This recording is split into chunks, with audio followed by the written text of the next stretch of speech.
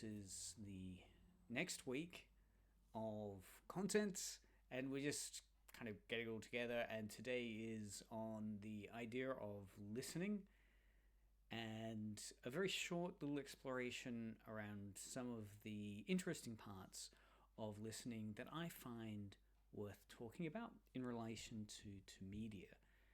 So I've put together some slides, some thoughts, some examples that will hopefully get us to think a little further about media and listening. So if we have a look at this first idea, what I'm looking for is connecting back to another idea that we established back in week 3. It's two or so weeks ago, looking at the media making reality, how media makes reality. And we framed two ways the media can make reality, because it sounds like quite an ambitious statement. The first one is media can tell us convincing stories about how the world works. And secondly, users, that's us as audiences, can participate in creating and sharing these reality stories. So those two acts of, as we saw in previous lectures, so the Audience Media Power lecture, people going to jail for the first time or prison for the first time might draw heavily upon television dramas like Oz or others that are set in prison worlds to understand what that world is going to be like, right? So there we see an example of media telling, for those new inmates, a convincing story, at least until they got there, of what the world was like. That may or may not be the reality when they actually experience going into prison. The second one that I want to look at a bit more today through the idea of listening is that users can participate in creating and sharing reality stories. That is, it's our own acts as audiences which can be involved in creating that media reality. And listening is a really excellent way to see that in action. So what I want to start with is a really interesting example of this. This was a story that I picked up back in 2018. The headline was, "This is a recording of what the final shots of World War I might have sounded like. And it's so convincing, many thought it was real." So as you know, we had the anniversary of the cessation of World War I back in 2018. And what was interesting, a number of media agencies kind of jumped into that space and had a look at some examples of it. So one space that was really interesting, which again is about listening, was this example here. So here we have, this is the Twitter page from BBC. And what's really interesting about this is that we can see here, they've really highlighted and imagined what that sound might be like. So we should be able to hear through the desktop audio now. An example of it, I'll just play it so that you can imagine yourself, again, this is from BBC Breakfast. Take a moment to listen to this, The Power of Silence, using the real life sound graph below. So again, what they're referring to here was during World War I, they used powerful microphones to actually listen to where artillery sounds were coming from. And that was mainly done in wartime so they could locate the position of enemy batteries. But here what it meant was that those graphs that they'd set up, so they didn't have the actual recordings, but they did have the graphs of where those sound marks were. They used those sound graphs, this is kind of like a table of graph sounds, to then recreate this sound.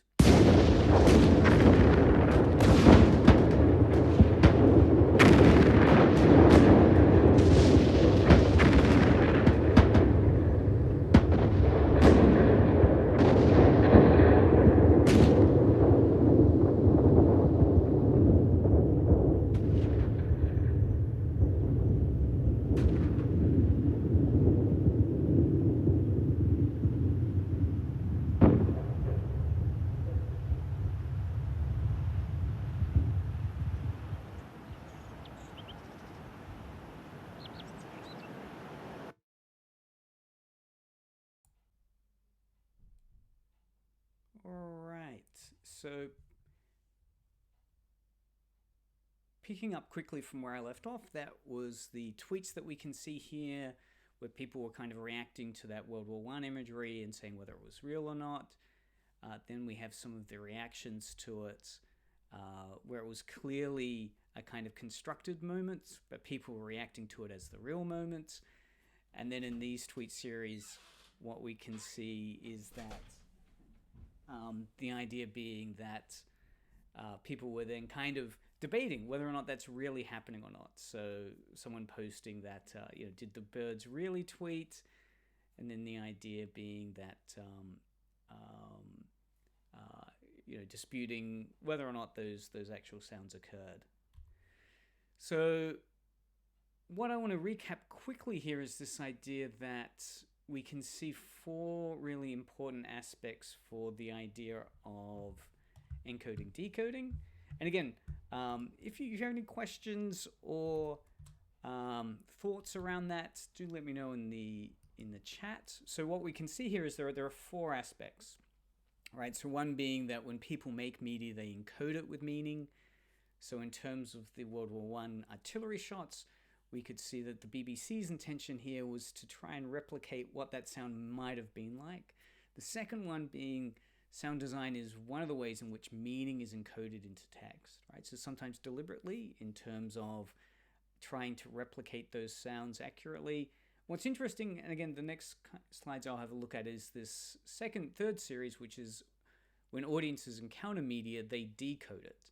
And in this moment, when text and audiences meet, meaning is made, right? So again, we could see that with the dispute and discussion around, did birds really tweet when the final gun shells finished in World War I or not? And that was that process of meaning, of saying, what was that moment of finality about? And listening, of course, the final point, listening is part of the decoding process for many types of media, right? So again, we often undervalue what the importance of listening is, but we're surrounded by it. So there's a number of really good examples of this. One of the most well-known ones within cinema is the use of sound effects to create kind of futuristic sounds. So here we have the example in Star Wars of the sound of blasters being made by whacking a cable with a hammer. There's a long history of that with other examples. We can see that in websites such as Cracked, which feature a number of articles about the ridiculous origins of movie sound effects. So they begin with this idea of the Star Wars sound. It's an interesting article, and again, I'll post a link to it, talking about the media image that we have, so the effect of it, and then the reality of how it was put together. So again, Ben Burt, who made those sounds, chose a really odd location, odd way of making those, just with hitting electric lines. The dinosaurs in Jurassic Park are whales, horses, and koala bears. So the idea that many of the animals we'll see in a movie, particularly dinosaurs, are actually composites of various naturally occurring sounds. So again, I'll post this link in the underneath space, and you can see if you listen to these two clips, you can see the Tyrannosaurus Rex sound is this elephant roar composite, right? So again, what's being developed here is this idea of how you can replicate what we think that sound should be through unnatural spaces. The opening of the doors in the Starship Enterprise is paper sliding from an envelope. So again, if you think about the sound of paper sliding from an envelope, you wouldn't at all have the, decode that as, wow, of course, that sounds like a futuristic door opening and closing. What's fascinating, of course, is the unlikeliness of the reality of where those sounds are made, and the encoding of that process being so far away from how audiences decode it. So the encoding of the Enterprise doors is someone recording the sound of paper sliding. The decoding of it is we see that matched with the doors on the Enterprise, and we think it's this futuristic sound. Similarly, the Doctor Who TARDIS noise is keys scraping on a piano wire. So again, image match to noise creates this idea of the TARDIS, but if we see the keys scraping a piano wire, we just think, oh, I don't really associate that with science fiction.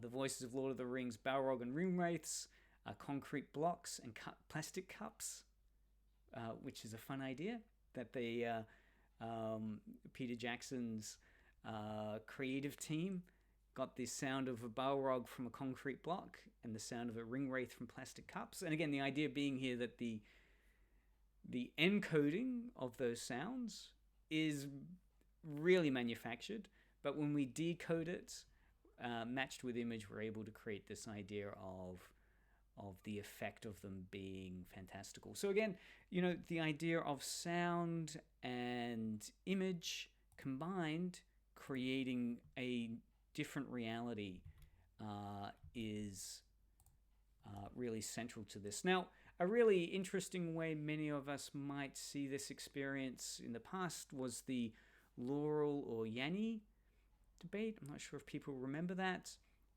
The question being whether or not you heard Laural or Yanny occurring in, so I'll quickly kind of type in the Laural or Yanny sound clip.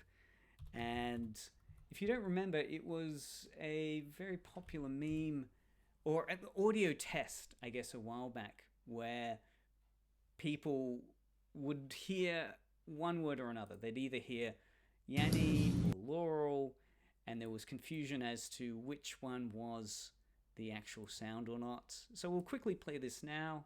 Here's the Guardian's example of it. Laural, Laural, Laural, Laural, Laural, Laural, Laural, Laural, Laural, Laural, Laural, Laural, Laural, Laural, Laural, Laural, Laural.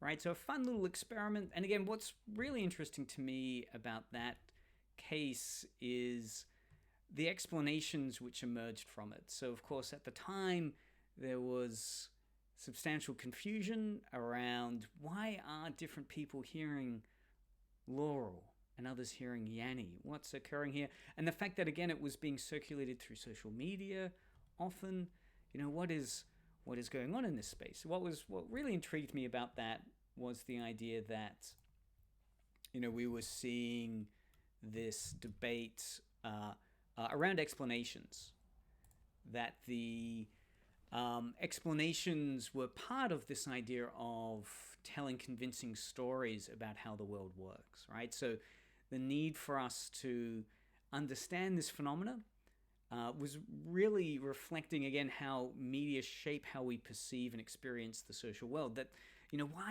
why am I hearing Yanny, yet my son is hearing Laural? What is the reality of this? How can the same thing have two different realities to it? And so what was really fascinating about this was the science of the explanation behind this, which was, of course, all circulated through news media, and how that kind of shaped a perception of experience in the social world. That it was, the answer to it was really fascinating in terms of, before we get into that slide, really, I think, interpreting it in terms of age, right? So a lot of the explanations that I came across were around, it depends how old you are. What the Yanny or Laural hearing is about is indexing your actual ear biology at that point in life. If you're younger, you'll hear Laural. If you're older, you'll hear Yanny. And again, the idea that the explanation that was being conveyed here and communicated through science was telling, again, a convincing story about how the world works, right? So that dissonance of having two realities, the Yanny and Laural reality, was made sense of by science communication, right? So again, we can see sometimes the reality that media is making here isn't necessarily fictional, right? It's not always in the pursuit of fictional, fake storytelling. It can be in the service of science communication to help us actually understand and perceive the social world more accurately. So finally, I guess what I want to move towards are some concluding thoughts around where these questions can lead us to ask interesting experiences of our own soundscape experiences, right? So I do think that, if we ask ourselves, how do sounds and images work together to make meaning?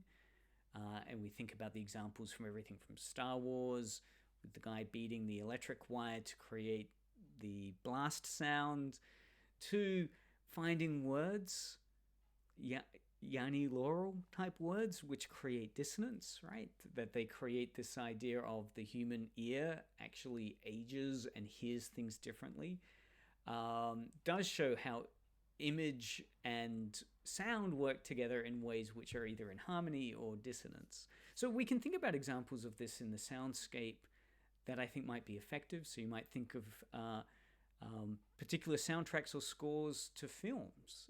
A good example of this that I always enjoy are people that have mashed up film trailers into different genres. So they've used the same images of like the Shining trailer, but then put over the top of it a happy, upbeat soundtrack and turned it into a comedy, right? So again, showing how the score for a film or the trailer and sound over for a film can radically redefine how we understand those images. Equally, I've seen ones with Dumb and Dumber turned into a horror film. If you set the kind of spooky thriller music in the background and then you kind of edit particular scenes together, it can radically reimagine the way that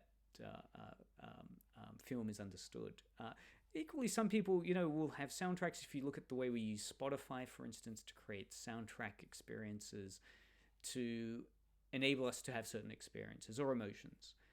Theme music or opening titles for a TV series, again, it really became a space of art. You can think of various opening titles for TV series that became more and more a kind of catalyst for the understanding of the film. They kind of summed up the film in their TV series opening titles. The use of music, sound effects, or silence in particular scenes, and persuasive sound in advertising. So again, some of those ideas we'll pick up in later things. But to conclude it all, what's really of interest to me here is the idea that stories about everyday encounters with media, like we've seen in the examples here, right? So people tweeting about thinking the artillery shots at the end of World War I that they heard were real, but then debating, okay, they're not real, but would the birds have been there at the end?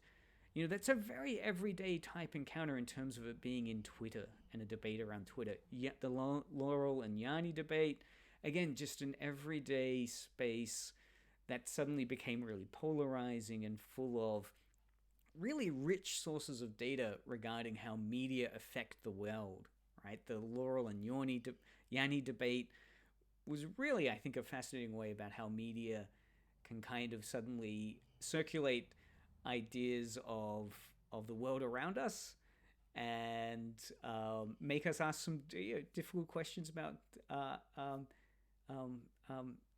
how authentic our experience is of everything around us.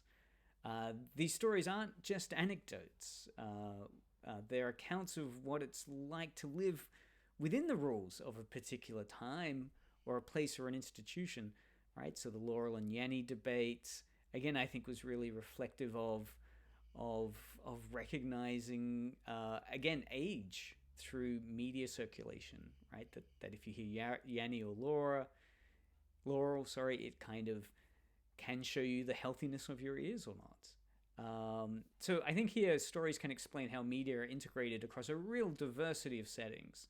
Whether it's about listening to what sounds occurred at the end of World War I, or thinking of our own experiences around the debate of the Yanny versus Laural experience, the fact I think ultimately that we can speak about such different situations in the same topic of listening emphasizes how central media is to social life, right? While we might think that listening is a kind of everyday activity, that not much occurs around it, as we can see here with the Yanny versus Laural debate, it can be a really important part of what's occurring. So again, thanks for listening in today for this short little discussion around listening. Glad to see that there's been some comments on the chat board. Thanks very much for leaving some discussion there. And yes, I'm glad someone also kind of identified with the maturing of age that you get when you hear Laural. Well done actually. If as a mature age student you're hearing Laural, that means that you've got very healthy ears, I think. So again, we'll pick this up more in the week. Look forward to hearing some more thoughts around that during class time. And thanks for those that have been able to listen to the live stream. Have a good weekend. Bye.